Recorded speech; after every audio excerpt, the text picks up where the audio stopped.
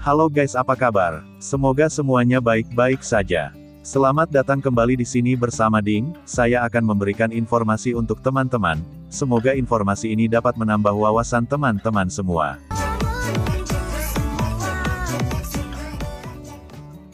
Oke, di era modern ini kita disuguhkan oleh banyak sekali pembangunan yang besar dan megah. Mungkin kita tahu bahwa pembangunan ini untuk menunjang dan membuktikan perkembangan kemajuan teknologi di suatu negara.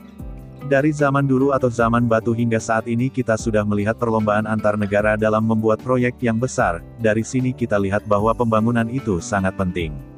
Seiring dengan perkembangan zaman, negara-negara di dunia berlomba-lomba membangun infrastruktur raksasa dengan biaya yang mencengangkan.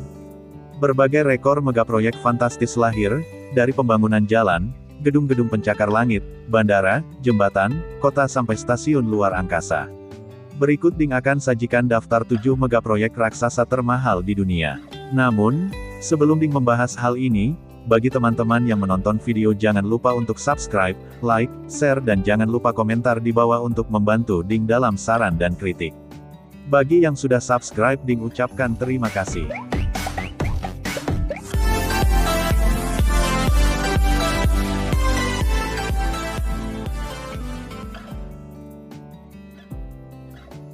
International Space Station (ISS), Stasiun Luar Angkasa Internasional, adalah sebuah stasiun luar angkasa modular yang terletak di orbit bumi rendah. ISS merupakan proyek gabungan multinasional yang melibatkan 5 badan antariksa.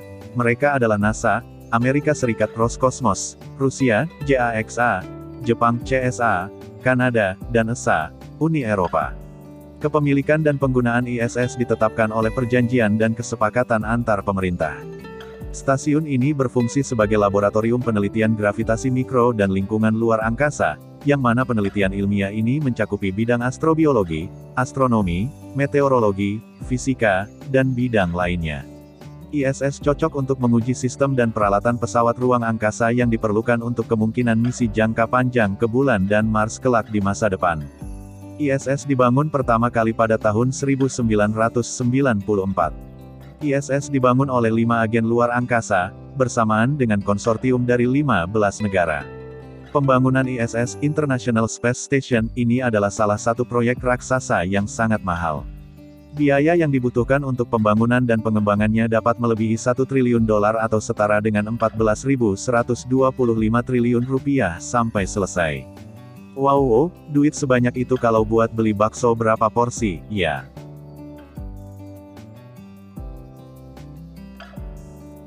Kashagan Field adalah proyek pengeboran minyak di Laut Kaspia. Kashagan Field dibangun pada tahun 2001 di negara Atirau, Kazakhstan. Terletak di Laut Kaspia, ladang minyak Kashagan merupakan penemuan minyak terbesar yang dibuat dalam 40 tahun terakhir. Untuk membangun kilangnya, diperlukan biaya sekitar $116 miliar. Operasional minyak Kashagan diperkirakan akan menghasilkan lebih dari 90.000 barel minyak per hari, mulai tahun 2017 ini. Jumlah total minyak yang dapat diolah, diperkirakan ada 13 miliar barel per tahun. Dalam membuat sesuatu pembangunan pasti ada kendala atau kesulitan apalagi pembangunan sebesar ini. Nah, kesulitan membangun Kashagan Field adalah kebocoran dalam pipa dan kesulitan lainnya yang menyebabkan penundaan pembangunan proyek. Satu kendala penting lainnya adalah bahwa ladang berada di bawah tekanan tinggi, yang membuat pengeboran ke dalamnya sangat berbahaya. Makanya jangan buang minyak guys. Mitra yang terlibat dalam pengembangan ini adalah Shell, ExxonMobil, Total, China National Petroleum Corp, Kasmunaigas, INPEX, dan Agip KCO, dengan Shell bertanggung jawab atas tahap produksi.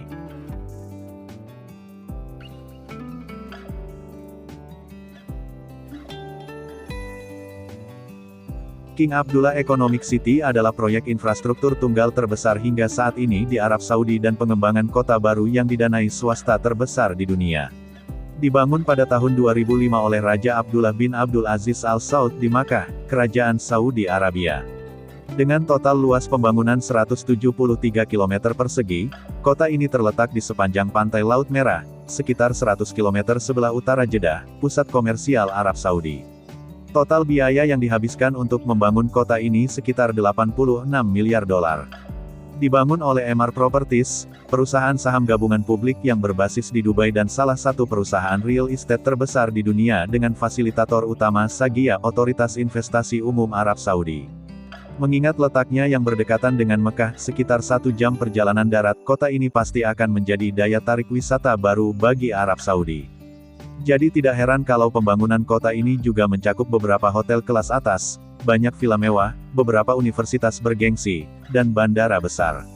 KAEC sebagian besar dibangun oleh kelompok real estate Emaar Properties.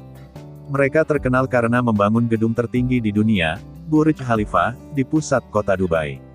Sedangkan perusahaan Ericsson akan menggarap infrastruktur teknologi informasi dan komunikasi untuk ETRA, kota pintar, yang akan dibuat di dalam Raja Abdullah Economic City.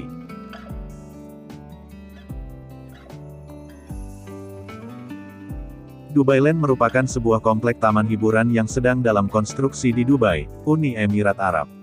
Dibangun pada tanggal 23 Oktober tahun 2003 di Dubai Emirat Arab dengan luas area sekitar 278 km persegi dengan nilai konstruksi mencapai 78 miliar dolar atau mencapai 1.050 triliun rupiah lebih.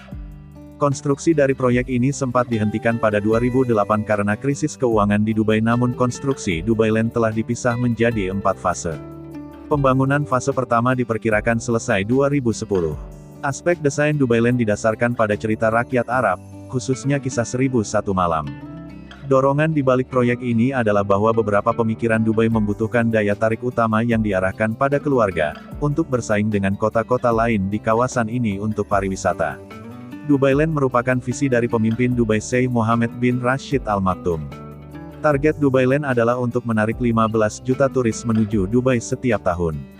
Tujuan wisata para pelancong Asia dan Eropa ini tentu saja menjanjikan hiburan dan kenyamanan kelas dunia. Sehingga nantinya Dubai akan melepaskan diri dari ketergantungan ekspor minyak.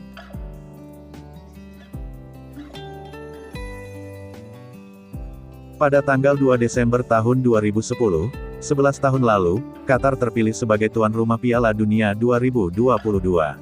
Untuk menyambut Piala Dunia 2022 ini pada tahun 2015 yang lalu, Qatar membangun sejumlah megaproyek infrastruktur di seluruh wilayah sejak terpilih menjadi tuan rumah Piala Dunia 2022. Negara Teluk itu menghabiskan total dana 200 miliar dolar Amerika Serikat atau sekitar 2.880 triliun rupiah untuk mendirikan stadion, jalan raya, rel kereta api, rumah sakit, hotel, mal, kota, dan bandara baru. Pokoknya kita tunggu saja bagaimana serunya Piala Dunia 2022 di Qatar. BTW gimana negara yang teman-teman dukung sudah lolos Piala Dunia 2022 belum? Kalau ding, dukung timnas Indonesia saja.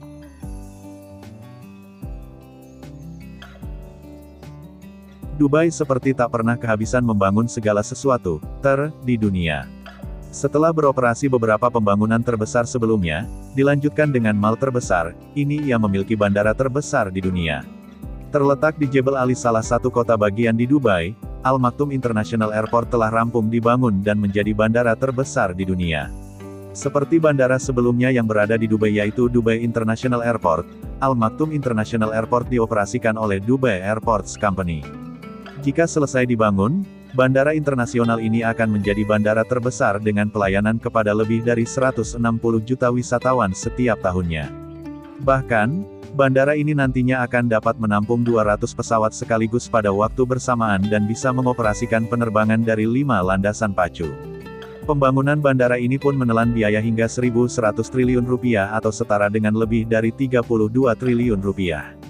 Amazing lah pokoknya. BTW Indonesia kapan, ya?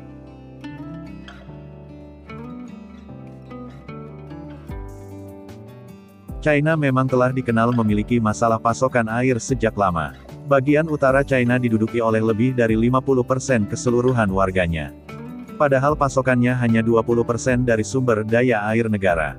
Untuk mengatasi hal tersebut, pemerintah China mulai membangun konstruksi 3 kanal raksasa untuk memindahkan sumber daya air di selatan China dari Sungai Yangtze, Yellow, Huaihe dan Haihe menuju utara dengan biaya mencapai Rp. 1.100 kuadriliun, wow, itu uang kalau untuk beli cilok gimana, ya. Proyek ini direncanakan akan mampu menyuplai 44,8 meter kubik air tiap tahunnya yang melintasi 965 km daratan. Nah, itulah pembahasan mengenai pembangun mega proyek yang sangat mengagumkan dengan anggaran yang sangat fantastis, yang pasti semua ini demi kemajuan negara. Itu saja video dari Ding, terima kasih teman-teman sudah nonton, jangan lupa dukung Ding untuk terus berkembang, sampai jumpa di video selanjutnya.